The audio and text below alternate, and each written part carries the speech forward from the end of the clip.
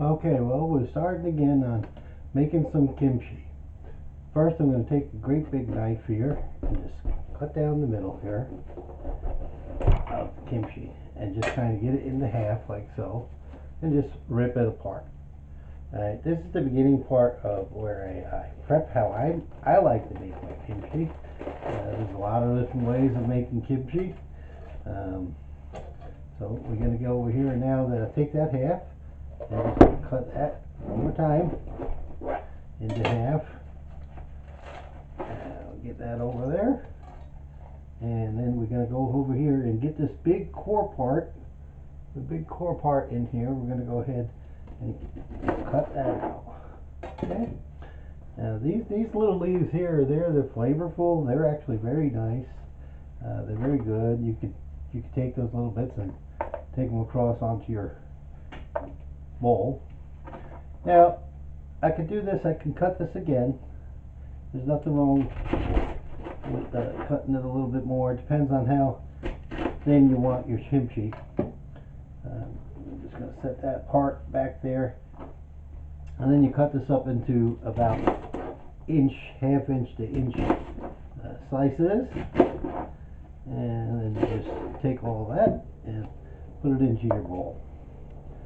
And then what I'm going to do, once I get all this done, I'm going to take some sea salt, about, well, quite a bit actually, quite half a cup or so, and mix it into the cabbage in the bowl.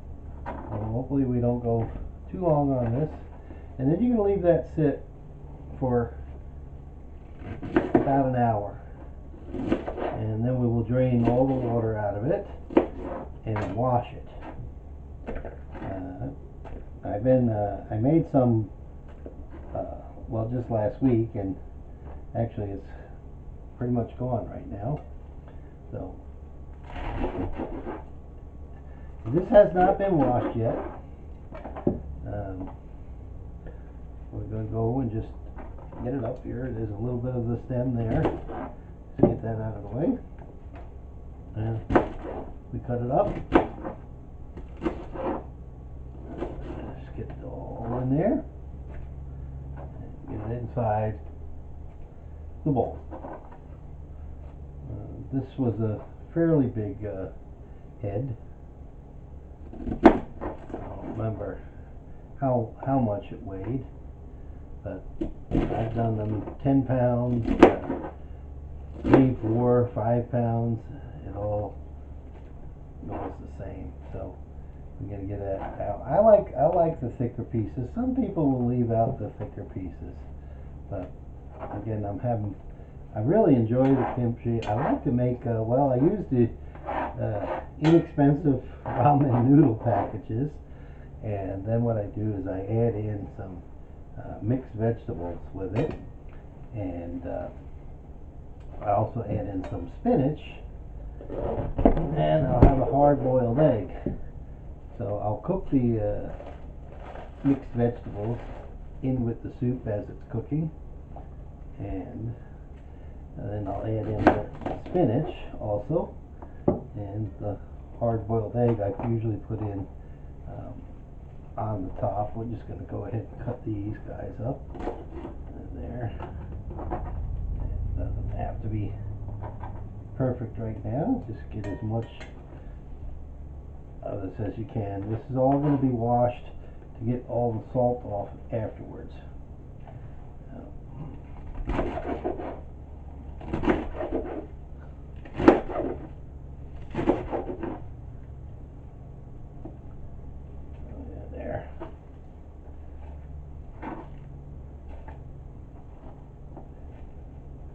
See, these are pretty thick pieces here. Some people don't. I like the taste of them actually, but as I said, the tastiest part is actually these yellow ones right here. That's very kind of sweet. You could eat this from here. Really, it's a really good tasting cabbage. I love it. I don't know. I'm not even really Korean, and I got exposed to it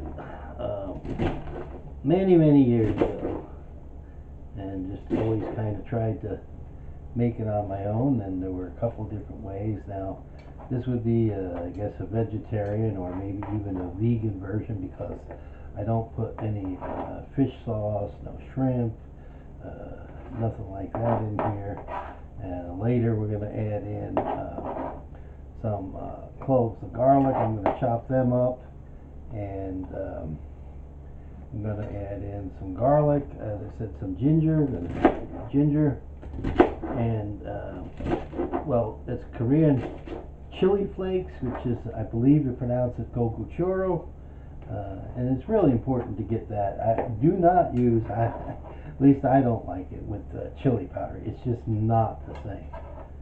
You might get other red pepper flakes, but for me, it's that. See, now we got the big bowl here, and so I'm going to get rid of my knife and the cores here. These are all the pieces. And I'll roll up my sleeves here. And for starters here, we're going to go ahead and get some salt out. Here. Get the salt, like I said, it's about a half a cup. And we will mix that in there. Get my salt covered up. Now I use coarse sea salt. You could use kosher salt. I just use the plain salt. We'll just get that in there, and then what we're going to do is we're going to squish it down and just kind of mix it. Now what this does is it's going to bring a lot of the water out of the cabbage. So just really add it in here. You can see it's really kind of dry right now, but in a few minutes it'll start sweating, and you're going to actually see water coming out of it here. And it's okay to squish it, squeeze it together, get that salt all mixed around. I'm going to do the final mash of that. And as I said, this is going to be washed, rinsed off, drained,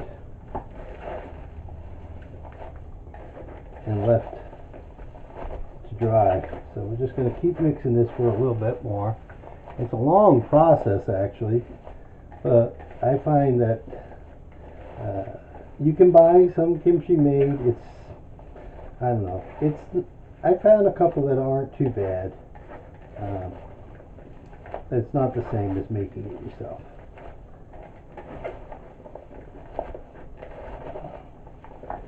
And you don't have to bury it or anything like that. I just take glass mason jars later and I leave it in there.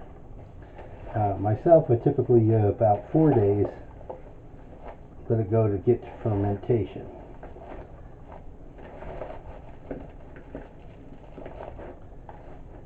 Now you might be able to see it's already starting to sweat, the water coming out now. So I take this other plate in which I had some stuff done here. I'm going to mush it all down as tightly as I can. I'm going to keep this over here, just cover it up like that. You can put a weight on it if you want, and that's going to leave there for about an hour. And I'm going to get a quick wash of my hands.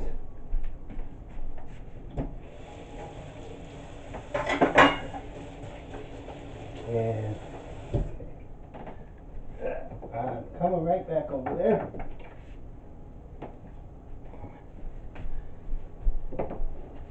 Here's a jar that I already made and I've been into. This is actually the second one. I made 2 jars. Just a little bit ago. Let me see if I can get this opened up. Let's go over here. It does seal itself a little bit. As long as you wash the mason jars nice and well, you can get all the stuff off. I hope I can open it.